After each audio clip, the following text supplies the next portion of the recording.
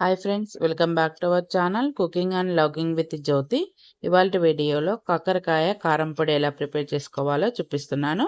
ముందుగా పావు కిలో వరకు కాకరకాయలను తీసుకొని వీటిని మంచిగా వాష్ చేసుకొని తడి లేకుండా తుడిచి పెట్టేసుకోవాలి. తర్వాత వీటిని చిన్న చిన్న రౌండ్గా చక్రాల్లాగా పల్చటి చక్రాల్లాగా కట్ చేసుకోవాలి. ఇందులో మనకి బాగా పండిపోయినవి గింజలు కానీ లేదంటే ముదిరిన గింజలు ఉంటే తీసేసుకోవాలి. తర్వాత మనకి లేత గింజలు ఉంటే కర్రీలో యూస్ చేసుకున్నా కూడా ఏం కాదు, కరకరలాడుతూ బాగుంటాయి. తర్వాత స్టవ్ మీద ఒక ప్యాన్ పెట్టేసుకొని ఇందులోకి ఒక 20 వరకు ఎండుమిర్చి వేసేసుకొని మంచిగా వేయించుకోవాలి. బాగా వేగిపోవాల్సిన పని లేదండి, కొంచెం లైట్గా వేడైతే సరిపోతుంది, వేగిపోతాయి ఎండుమిర్చి అనేది. వీటిని ఒక ప్లేట్లోకి తీసేసుకోవాలి. తర్వాత ఇందులోనే ఇదే ప్యాన్లోనే ఒక కప్పు వరకు పల్లీలను వేసుకొని మంచిగా వేయించుకోవాలి. ఎక్కువ క్వాంటిటీ అన్నట్టు అనిపిస్తుంది కదా, కానీ మనకి ఈ పల్లీల పొడి అనేది వేస్ట్ ఏం కాదండి. వేరే కర్రీస్లో కానీ టిఫిన్స్లో కానీ యూస్ చేసుకోవచ్చు, మంచి టేస్టీగా ఉంటుంది. పల్లీలను కూడా మంచిగా లో ఫ్లేమ్లో వేయించుకున్న తర్వాత వీటిని కూడా సేమ్ ప్లేట్లోకి తీసేసుకోవాలి. ఈ పల్లీలను కూడా ఇలా తీసేసుకున్న తర్వాత వీటిని చల్లారబెట్టుకోవాలి. ఇందులోకి ఇంకా వెల్లుల్లి రెబ్బలు ఇంకా రుచికి తగ్గట్టుగా సాల్ట్ వేసేసుకుంటే పల్లీల పొడి అనేది మంచిగా రెడీ అయిపోతుంది. ఇలా వీటిని చల్లారే లోపల మనము ఇదే ప్యాన్లోకి డీప్ ఫ్రైకి సరిపడా ఆయిల్ని వేసుకోవాలి. ఎక్కువ ఆయిల్ని అయితే యూస్ చేయట్లేదండి, ఎందుకంటే కాకరకాయలు కొద్దిగా మనకి చేదుగా ఉంటాయి కదా, ఆయిల్ కూడా మళ్ళీ చేదుగా ఉంటుంది. వేరే కర్రీస్లకైతే మిగిలిన ఆయిల్ అయితే యూస్ చేసుకోవచ్చు, లేదంటే ఇదే కాకరకాయ కర్రీ ప్రిపేర్ చేసుకుంటున్నప్పుడు కూడా ఇదే ఆయిల్ని అయితే యూస్ చేసుకోవచ్చు, వేస్ట్ ఏం అవ్వదు. ఇలా మనకి డీప్ ఫ్రైకి ఆయిల్ వేడైన తర్వాత ఇందులోకి మనము చిన్నగా తరిగి పెట్టుకున్న కాకరకాయ ముక్కల్ని ఇందులోకి వేసేసుకోవాలి.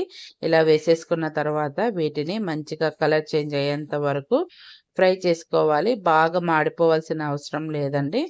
మనకి కొద్దిగా చూడండి, కొద్దిగా గ్రీన్గా ఉన్నట్టే మనం కలర్ కొద్దిగా చేంజ్ అయిన తర్వాత వీటిని తీసేసుకొని ఒక ప్లేట్లోకి తీసేసుకొని పక్కన పెట్టేసుకుందాము. ఇలానే అన్ని కాకరకాయ ముక్కల్ని కూడా వేయించుకోవాలి, ఇలా ఫ్రై చేసుకోవాలి.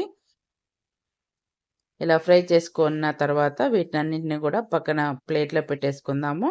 ఇది మనకి ఒక 10-15 డేస్ వరకు మనకి గాజు సీసాలు పెట్టేసుకుంటే మంచిగా పౌడర్ అనేది మనకి 10-15 డేస్ వరకు యూస్ చేసుకోవచ్చు. తర్వాత చివరిలో ఇదే ఆయిల్లో ఒక గుప్పెడంతా కరివేపాకును కూడా యాడ్ చేస్తున్నాను. మంచిగా ఫ్రెష్గా ఉండే కరివేపాకును తీసేసుకొని ఇలా మంచిగా వేయించేసుకోవాలి. ఇదే ఆయిల్లోనే వేయించుకోవాలి.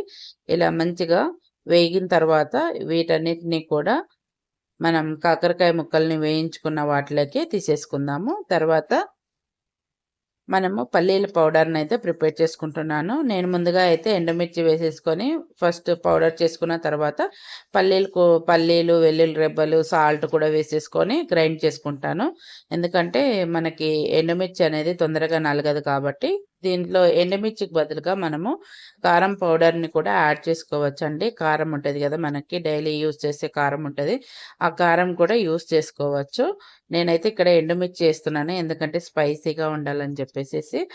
ఇలా పౌడర్ని చేసుకున్నాం తర్వాత పక్కన పెట్టేసుకుందాము. తర్వాత మనకి కాకరకాయ ముక్కలు కరివేపాకు అంతా వేయించుకున్నాం కదా, ఆ వేయించుకున్న వాటిని మనము పౌడర్ని చేసుకోవాలి. ఇలా చూడండి, ఇలా నలిపితే మనకి ఫటాఫట ఇలా పౌడర్ అయితే అయిపోతుంది. ఇలా చిన్న చిన్నగా పౌడర్ని అయితే చేసుకోవాలి. కరివేపాకునైతే మరీ పౌడర్గా కూడా చేసుకోవచ్చు, తొందరగా నలిగిపోతుంది, మనకి ఆయిల్లో ఫ్రై అయి ఉంటుంది కాబట్టి. కరివేపాకు తిననోళ్ళు కూడా ఇలా చేసి పెడితే మంచిగా కరివేపాకు కూడా మంచిగా తిన్నట్టు ఉంటుంది. తర్వాత ఇలా పౌడర్ని ప్రిపేర్ చేసుకున్న వాటిని కూడా ఇందులోకి యాడ్ చేసేసుకోవాలి. పల్లీల పౌడర్ ఉంది కదా, అది కూడా ఇందులోకి సరిపడా యాడ్ చేసుకోవాలి. ఈ పౌడర్ మిగిలితే మనకి టిఫిన్స్లో ఉప్మాలోకి కానీ లేదంటే వేడివేడి అన్నంలోకి కానీ లేదంటే చిక్కుడుకాయ కర్రీలు చేసుకుంటుంటాం కదా, దాంట్లో కూడా యూజ్ చేసుకోవచ్చు, చాలా టేస్టీగా ఉంటుంది. నెక్స్ట్ టైం అయితే చిక్కుడుకాయ ఫ్రై ఈ పల్లీల పొడితో ఎలా చేసుకోవాలనేది కూడా నేను చూపిస్తాను. చాలా టేస్టీగా ఉంటుందండి. చపాతీల్లోకి కానీ మనకి పుల్కాలు ఇలా చేసుకుంటున్నప్పుడు కానీ చిక్కుడుకాయ ఫ్రైలోకి వేసుకుంటే చాలా టేస్టీగా ఉంటుంది. ఇలా వీటన్నిటిని కూడా బాగా మిక్స్ చేసేసుకుంటే మనకి కాకరకాయ కారం పొడి అయితే రెడీ అయిపోయింది. వేడివేడి అన్నంలోకి చాలా టేస్టీగా ఉంటుందండి. కొద్దిగా మనం నెయ్యి వేసేసుకొని తింటే చాలా టేస్టీగా ఉంటుంది. నిలువ కూడా ఉంచుకోవచ్చు 10-15 డేస్ వరకు. మీకు ఈ వీడియో నచ్చినట్టయితే లైక్ చేయండి, షేర్ చేయండి. అండ్ నా ఛానల్‌ని కొత్తగా చూసే వాళ్ళైతే సబ్స్క్రైబ్ చేసుకోండి. Thank you for watching.